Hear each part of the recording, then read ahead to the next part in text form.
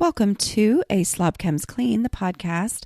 I'm Dana White. I blog over at aslobcomesclean.com. That's where I share my personal deslobification process. As I figure out ways to keep my own home under control, I share the truth about cleaning and organizing strategies that actually work in real life for real people. Today's episode is sponsored by HelloFresh and Casper. I am also the author of Decluttering at the Speed of Life, which comes out Tuesday, y'all. If you are listening to this when it very first comes out, this is your last chance to pre-order and get the bonuses. Go to aslobcomesclean.com/bonus for all the information that you need on that. If you're listening to it after it already came out, go to aslobcomesclean.com/book and get your copy of the book. I hope you guys enjoyed the special first listen preview. If you did not hear that, just check your podcast app or whatever it is that you use to listen to podcasts, and it's in there. It's a special preview of the first several chapters of the audiobook. Okay, also at the end of today's episode, stay tuned for information about a launch party that I will be hosting on Facebook that will include awesome prizes. So this is episode number 160, and I'm talking about money as a decluttering hang-up. So I asked a question recently on Facebook about people's biggest hang-ups when it comes to decluttering. Like, what stops you? What is the thing that just makes you go, I can't go on? Okay. And money came up again and again. And I thought it was really interesting that the word being used, and I'm sure it's because the first person used it, but the money was just, the word was just money, period. Not, finance, I don't know what other words, but I'm thinking frugality and things. I've had a podcast talking about my own frugality and how that has contributed to my clutter issues and how I have to combat that so that I don't end up with way too much stuff. I talk a lot about these issues in the book, Decluttering at the Speed of Life, and, working through them, how I've had to come to a different place. But I just thought it was interesting that money, because there's a lot of different ways to look at money. When we talk about this issue of money is like where the decluttering process just halts. It just stops. So there's different aspects. Sometimes it's, I want to sell things, like I know I need to get rid of this item. Like that's not even the issue. I know it needs to go, but the perceived value of that item, realizing or thinking, because a lot of times it's thinking, not realizing, thinking that this item is worth a lot of money makes me think, oh, I need to sell it. I can't justify just donating it when potentially I could get X amount of money for this item. Another way that money is an issue is, well, am I wasting money by decluttering this item that I legitimately could need in the future and then would have to pay for? So is that wasting money to declutter that? All of these things do go down to the whole frugality issue as well, but there's just different, it's a hard thing, and I totally understand. And this has been one of my hardest things to get through. The first thing I'm going to say on the issue of whether or not, should I really want to get rid of this thing, but I feel like I should sell it because it's worth money or it's potentially worth money. I'm fine with you selling it. Like, not like you need my permission for anything, but I have no problem with someone selling something as long as you actually sell it. So the first thing to do there is to break through the whole idea of, I bet this is worth some money. The number one thing that happens that I find in my own decluttering journey and that I hear from people all the time is that I've been paralyzed by this item that I was pretty sure was worth money for years. And yet I'm not getting rid of it just with this vague idea in my head. So the number one thing to do, and you guys have heard me say this before if you've listened to all my podcasts, but the number one thing to do, which is not hard. Sometimes things feel hard and they're not actually hard, but I promise you it's not hard. Go to ebay.com Type in the exact item, not just some general, antique rocking chair, but like everything you can find out about your rocking chair. Look on the bottom, see if there's some sort of a marking on it, whatever. Put that in exactly what you can, as close as you can get to exactly what your rocking chair is. Find the ones that look like that one. And then, and this is key, do not get excited when you see how much people are asking for things, because how much people are asking for things does not matter. All right. It does not matter how much anybody thinks something is worth. It only matters what people are actually paying for it. So go over to the left, scroll down. It may be under advanced options or something. I know things, slightly change all the time, but you're looking for completed listings. Look and click that, and then go over and say, oh, so the person who's wanting $300 for a rocking chair just like mine has actually listed their rocking chair 17 different times, and nobody has ever bid on it. And then here's this one right here that listed the exact same rocking chair for $30, and nobody bid on it. Nobody bought it. And then here's this one that did sell for $40. Okay. But you have this other, when you have the one that didn't sell for $30, then maybe the $40 was a fluke. There's no guarantee. It's fine. If you want to put it on eBay, put it on eBay. That is fine. But what's not okay is just not doing anything. And that's what we're talking about, is that moment of paralysis. Like, what is this hang up? It's this thing I can't get past. It's this idea. So the goal in decluttering is to get stuff out of the house, right? Okay, so that's where we're going. So how is this vague idea of money keeping that from happening? And that's what we're going into today.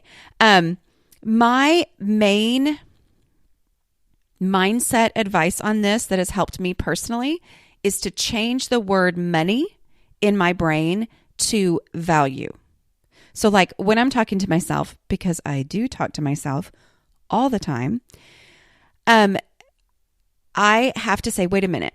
It's not money that needs to be the word in here. It's the word value. And a lot of times those two words can be interchangeable in certain situations, but they have different nuances. And using the word value instead of the word money has personally helped me quite a bit.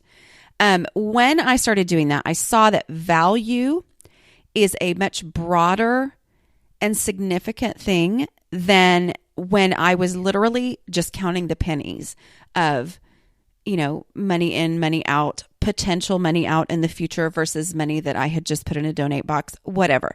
I started looking at value as opposed to that. I started to see value in removing certain stresses from my life. I saw value in making certain things easier to actually happen in my home, in a lack of hassle. Okay, so as we continue talking about money and value and how that can be a decluttering hang-up, I'm going to talk about phase of life.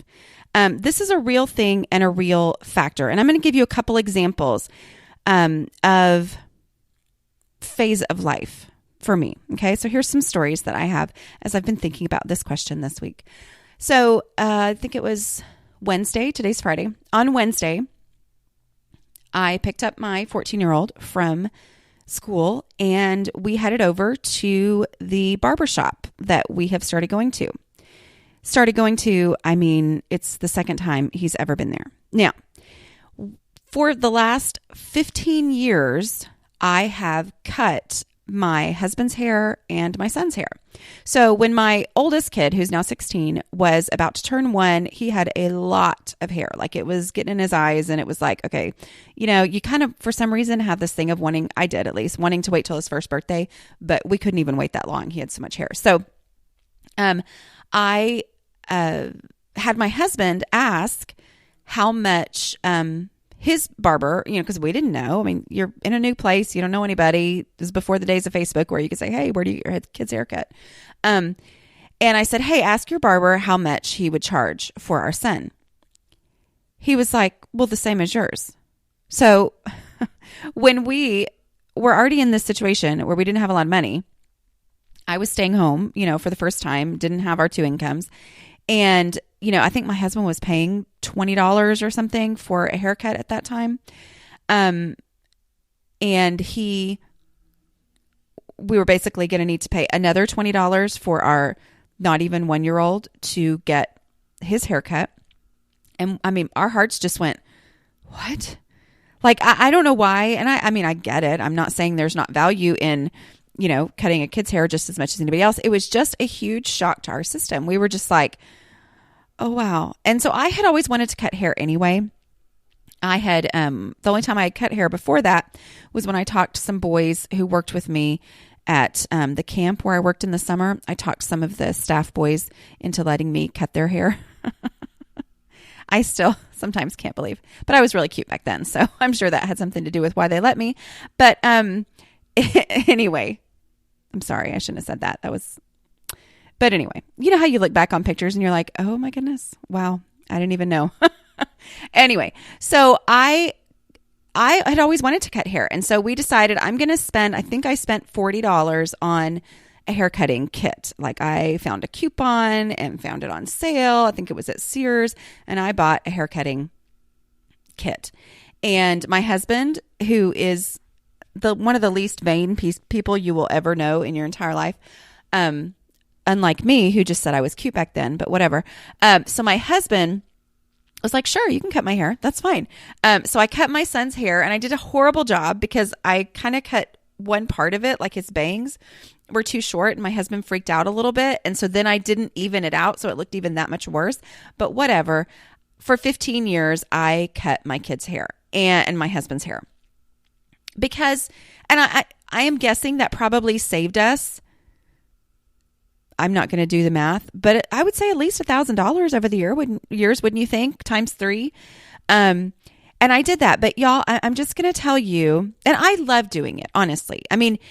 I have had some of the best conversations with my boys while I was cutting their hair. Really, anyway, that was one of the reasons why I did it for so long. But for a really long time, probably the last year or two, I have thought to myself, oh my goodness, I would be willing to pay for somebody else to do this, because it's just, when you do it at home, it's usually, Mom, I really need my haircut. And so you're doing it at 9:00 at night, usually when I was already ready to go to bed. And then, Mom, I need to get my haircut. And so I'm not complaining. It was some very special times, and we did it for years at a time when we legitimately needed to save the, well, at the time, I think in my head, it was $60 a month, although I'm about to tell you that we've gotten it for a lot cheaper than that. But so for a long time, for 15 years, I was just like, okay, but even though for a year or two, I had been thinking, I sure wouldn't mind getting their haircut because it's a huge mess. It is, because not only are you doing it at 9:30 at night, then you have to clean up the mess because cutting hair makes a huge mess. And so it just, I had been thinking that, but I wasn't going to say anything because I wasn't going to give up my, my special time with my boys. And then one of my kids, because, when boys become teenagers, they start to, actually care, not right away when they're teenagers. So if you have 13-year-olds, don't be upset that yours is not this way. But there comes a point where they start to care about how they look. And one of my kids, who funnily enough, a year before had told me that he was going to, even after he was married and had kids, he was going to come to my house and let me cut his hair. And I thought, oh, really? Anyway, but he's the one who said, Mom, I think I want to go get my hair cut because I just couldn't, he had a certain look in his head. And what's funny is he had this look in mind, and I would tell him, I think I can do that. And he would not trust me to do it, even though I did pretty decent haircuts for all those years, I have to say myself. But he just was like, I think I want to go have my haircut somewhere. And so I said, sure. I can respect that. When you get to the point where you don't want your mom cutting your hair anymore, I totally respect that. And then I was talking to some people and like, oh yeah, well, such and such it's like a little shack, honestly. He charges $10. Y'all, $10 for a haircut. Don't get jealous. I know that not everybody has that access where they are, but my point of this, because it's not about decluttering, my point of this is that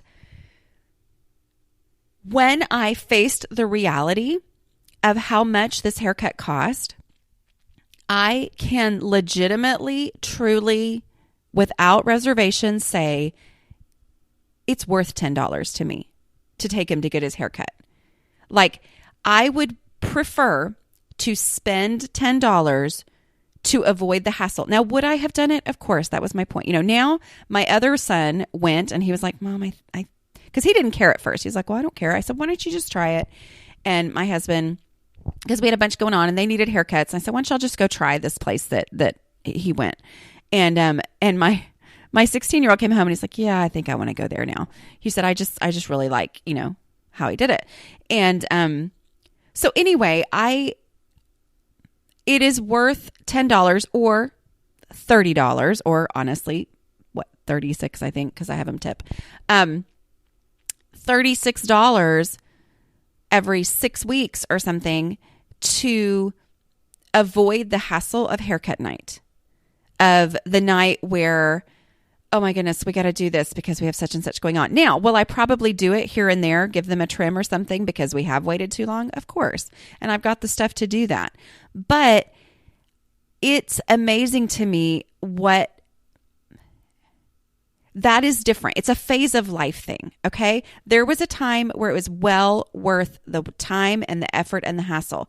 But now, at the phase of life that I'm in, I am willing to pay $10 to not have to do the work and the cleanup to avoid that hassle, okay? So sometimes things change, and sometimes, I feel like for the last probably 2 years, like I said, I had been thinking, man, it would be nice. But I didn't know how much a haircut cost. I didn't know where to go. There was all this unknown out there for me. And so it was like, wouldn't it be nice? Wouldn't it be nice? But once I found out what the actual deal was, I was like, well, that is worth the money.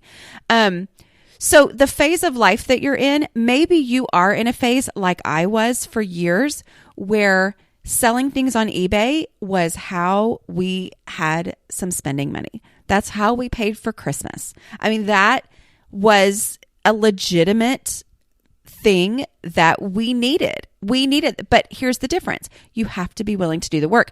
All of these ways of saving money, it's work. Like if you're going to coupon, it's basically a part-time job. For some people, it's a full-time job. It is, though. The hours and the effort that you put into anything that ultimately saves you money, it's a job. You are earning that money. And then there are times where you go, you know what? I would rather pay someone else to do this so that then I completely delete this hassle and effort from my life. So how does that work with clutter? Well, think of your most frustrating clutter situation. Okay. I'm just going to give you an example that has happened to me way more times than I care to admit over the years. Let's say I decided that I was going to wear such and such outfit tomorrow. Like maybe I had, church or whatever it was. And I'm like, I'm going to wear this. So I get completely dressed, and then the brown boots that I need to go with this outfit, I can't find them anywhere. And I end up tearing the house apart looking for that. And not just tearing the house apart, but like the piles that were shoved in kind of a neat-ish, or at least in one general area, have now been spread out over the entire room because I had to frantically dig through them. I've also spent time thinking or saying out loud really bad things about myself because I'm so frustrated that this has happened again. Sometimes I have been in tears in these situations. Sometimes it's not a brown boot I'm looking for. It's something that is, more significant than that. But as I do that, as I'm searching and I'm looking and this huge hassle, and I just think, why does this happen to me again and again? Here's the way to look at how much would I pay someone? Now, this is a abstract example, I guess you could say. How much would I pay to not have that happen again? How much would I pay to not have the piles of stuff that one of them somewhere is hiding my brown boots? Okay. Does it mean I'm never going to lose my brown boots again if I get rid of all the piles? No, because I'm me. But how much would I pay? Like that in those moments of huge frustration, if you just say, all right, how much would I be willing to pay if it was a thing that you could do? How much money would I be willing to give someone if they could remove that situation from my life? In the moment, honestly, I'd probably hand somebody $20 if they could just come in and magically make all that disappear and me know where my stuff is. That stress and that hassle. So thinking of that, like how much money is it worth to me to have these hassles and moments of intense frustration over the huge amount of junk in my house? How much money would I, in an abstract hypothetical situation, be willing to pay for that? And then transferring that to all this extra stuff that's here that I don't actually need, but the $2 and the $5 and the $7 and the $10 and the $20 that it might cost me to replace it if I ever needed it one day, which I may not ever need it one day. Those amounts of money, if I say, you know what, it is worth it. If I would pay $20 to not have this pile here that's made my life more difficult, then that helps me look at those items that might cost me $2 or $10 to replace differently and say, the value of a decluttered space is real. There is actual value there. So see what I'm saying? How you switch from the whole money way of looking at things to value. Okay, where do I place my value as opposed to just checking off, making a little spreadsheet with amounts of money of things. Does that make sense? Okay, so placing value on ease. When you think of how much you could sell something for, think about how much is your time worth to actually sell it. Are you willing to put in X amount of hassle, which, with selling on eBay or even on Craigslist is, or even on a Facebook group, is taking a picture, describing it, looking it over really, really carefully for every flaw so that you can say, especially on eBay, you have to really, really take pictures of the flaws and describe the flaws and explain them, making sure, it's completely shined up and spiffed up and all that kind of stuff. Doing all of that, the time that it would take to do that, and then how much money it would take, how much money it would get. Let's say it got $40. I mean, $40 is a good amount of money, right? So if I was going to sell this and I actually got $40 for it, because then there's the whole, you might not after doing all that work. But if I actually was going to get $40 for this, is it worth $40 to spend that amount of time?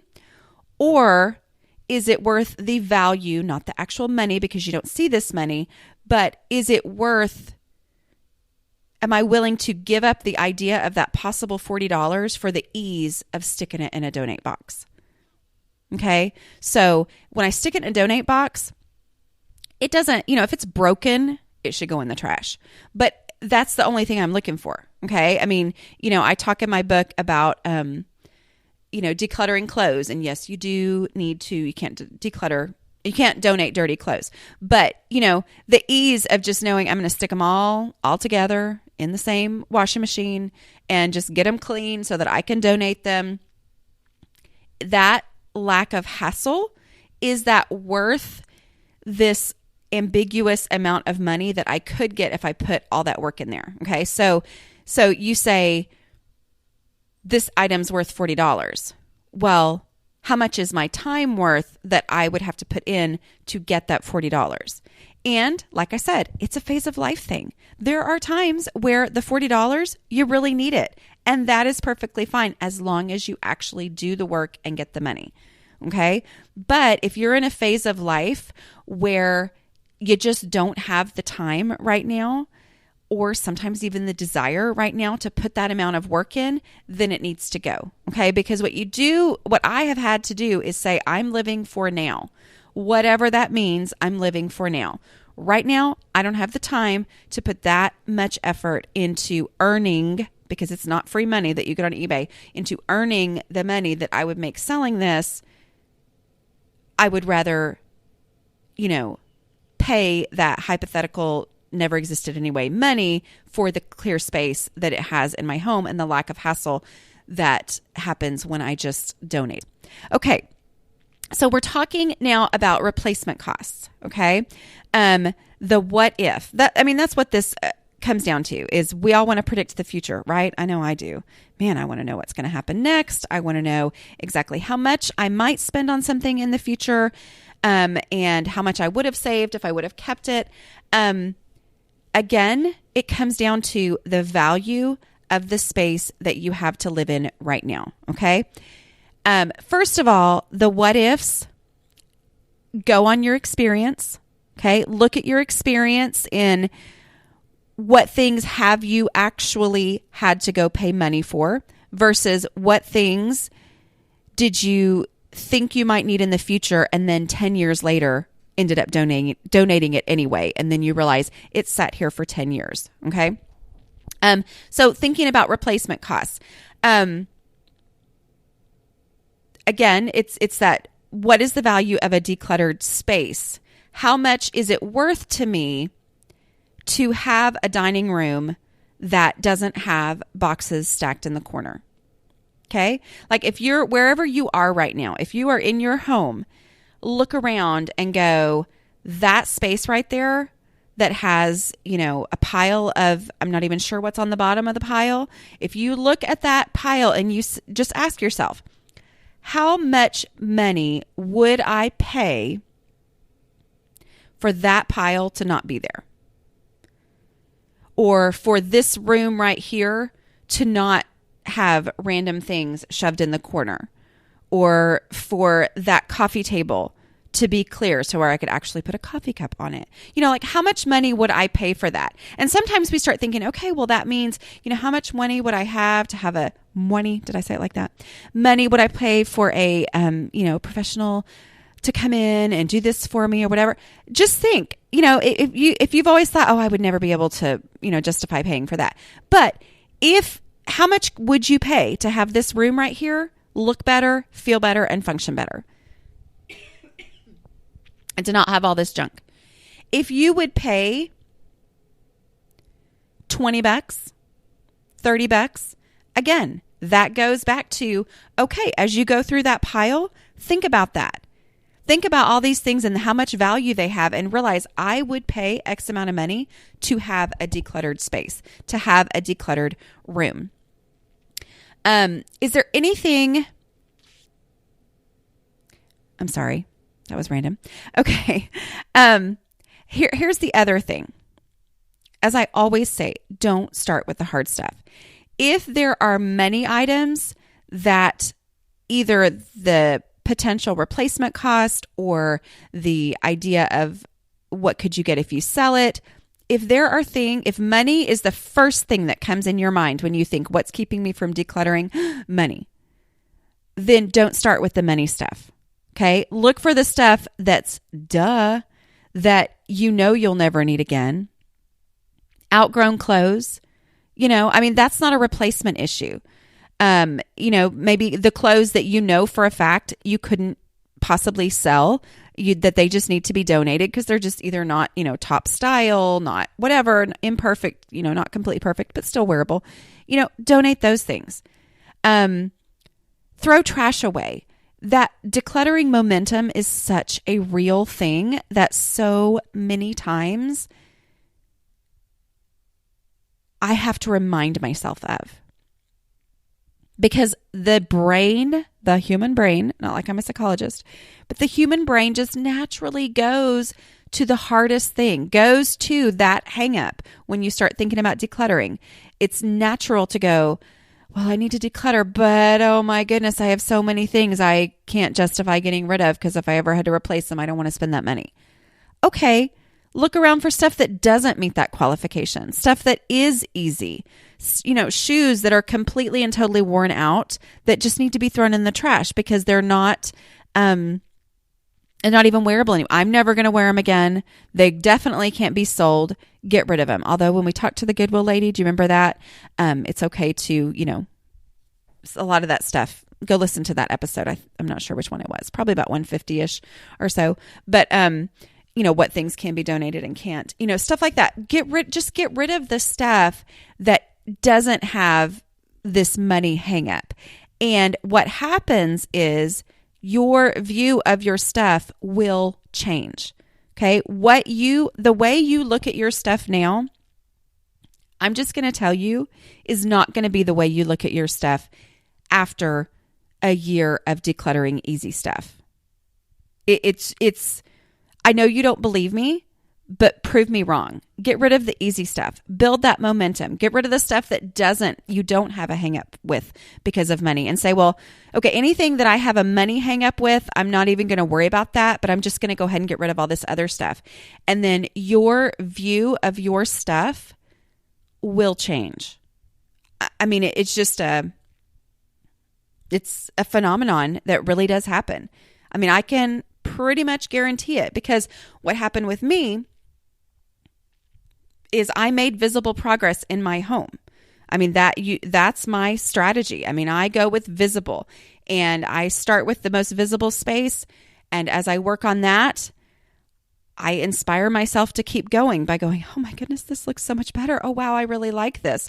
And when I've lived with a visible, decluttered space for a while, the next space I go tackle, I look at and go, yeah, I really like a decluttered space way more than I'm worried about how much money I could get for this little item right here. And then little by little, I start to change where I place my value. So the whole, going from money to value, I can talk about it. You can listen to me talk about it in my podcast forever. But the only way it's really going to change is as you start to experience it.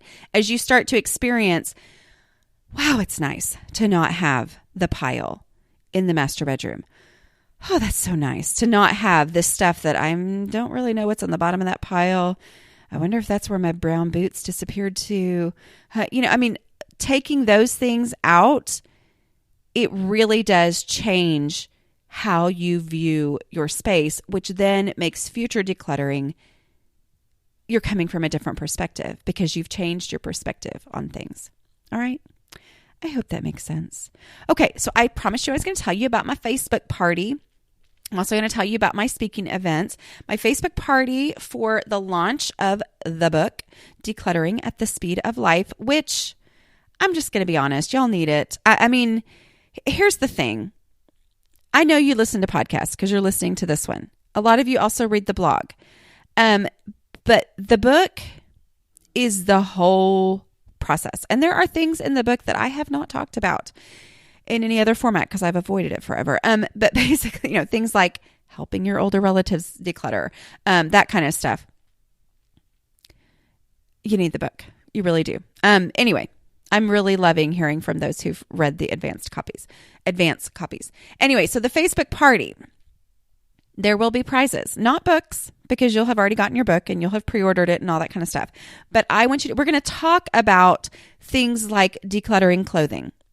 And for that conversation, we have a prize of 5 tubs of Tide Pods.